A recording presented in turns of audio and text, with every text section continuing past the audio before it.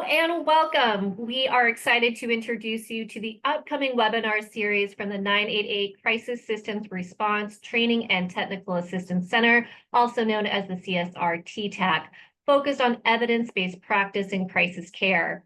This short teaser will give you a glimpse into what's ahead, why this series matters, and how you can be a part of it.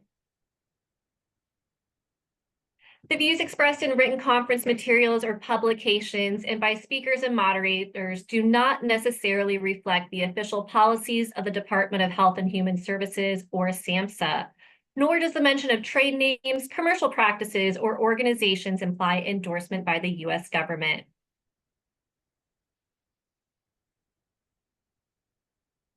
The Substance Abuse and Mental Health Services Administration has selected Alterum to provide training and technical assistance to support states, territories, tribal organizations, and community partners across the 988 Suicide and Crisis Lifeline and Crisis Continuum of Care. Along with our partners, W2 Consulting Corporation and Change Matrix LLC, who have extensive experience with crisis services and technical assistance, the Crisis Systems Response Training and Technical Assistance Center was formed to support the continued growth of the 988 Lifeline and build a more robust crisis care system.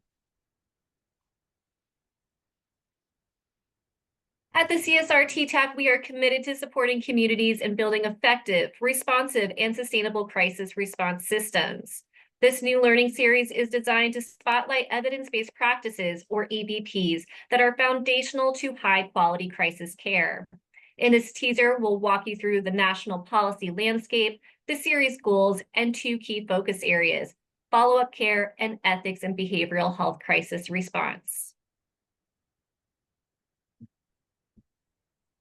Joining us today to introduce this new webinar series is Jill Mays, Division Director for Crisis System Transformation and the 988 and Behavioral Health Crisis Coordinating Office at SAMHSA, where she leverages over 30 years of experience in the behavioral health field to lead evolutionary and collaborative work for the 988 Behavioral Health Crisis Continuum. Jill, thank you so much for joining us today.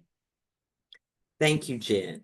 So let's go ahead and look at the bigger picture of why we conceptualize this web series.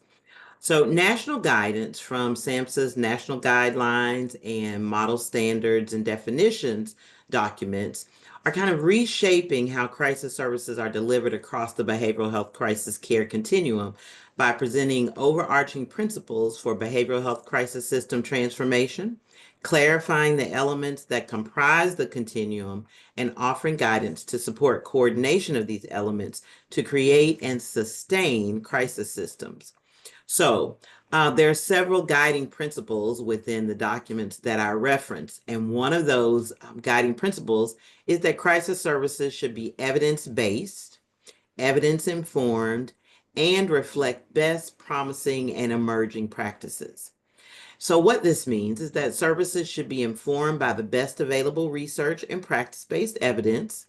Services should be considered in the context of the populations we serve, our organizational context, and the broader community in which those services are provided. As appropriate, providers may need to adapt services to increase their fit given the available evidence and community context in which they are delivered. Finally, by implementing EBPs in practice, providers can promote higher quality of care and better outcomes. That's what it's all about. Better outcomes among those served across the behavioral health crisis care continuum. So in support of ensuring crisis services are evidence-based, this series, which we're excited to bring to you, is focused on follow-up care and ethics. So why are we starting with follow-up care and ethics? Well, let's break that down. Let's look at follow-up care. Follow-up care is not just a recommendation, it's a standard. Emergency and crisis intervention should focus on both alleviating the current crisis and also lowering the risk of future episodes.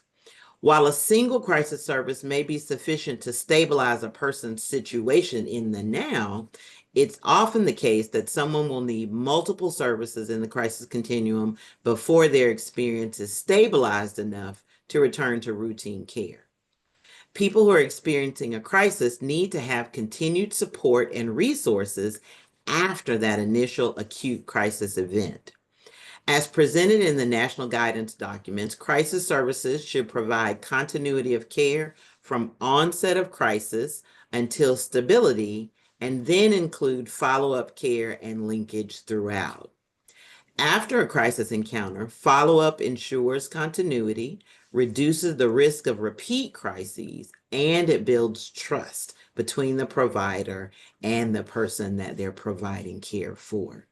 It's about staying connected, whether that's through phone calls, peer support, or coordinated referrals. Follow-up services that are planned for and occur at every point on the crisis continuum essentially serve as the fourth essential element of the crisis continuum. So let's look at ethics in crisis care. I think we all know that crisis situations are very complex and they demand really thoughtful, principled responses. Crisis services in behavioral health rely on strong ethical standards to guide our decision making. So in this webinar series, we'll explore key ethical principles like respect for persons and autonomy, which means respecting everyone's worth, dignity, and their individual choice. Justice, which means ensuring fair access, treatment, and outcomes for everyone. Transparency, being clear and honest. Beneficence, and that means do no harm, minimizing harm and benefiting those we serve. Confidentiality, respecting privacy, safeguarding information, and understanding when disclosure is required and the process for governing that information.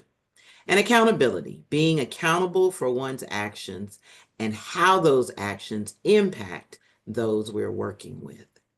These principles guide every decision in crisis care, from engagement to discharge, and we're excited to bring this information to you and engage in dialogue, questions, and answers as we all continue to grow together.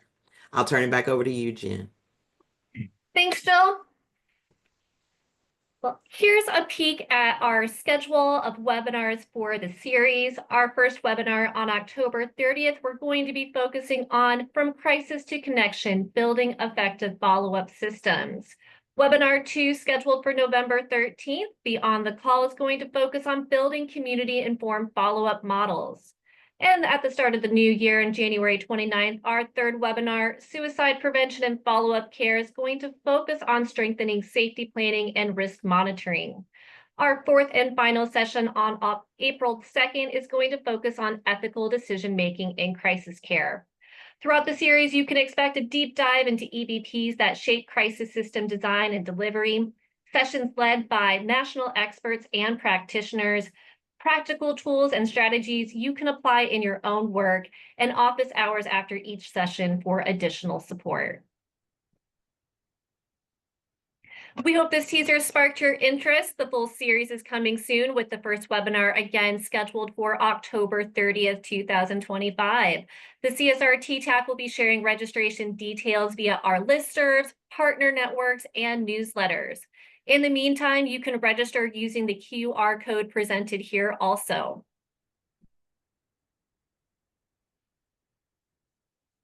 Thank you so much for joining us today. We look forward to learning with you and advancing crisis care together.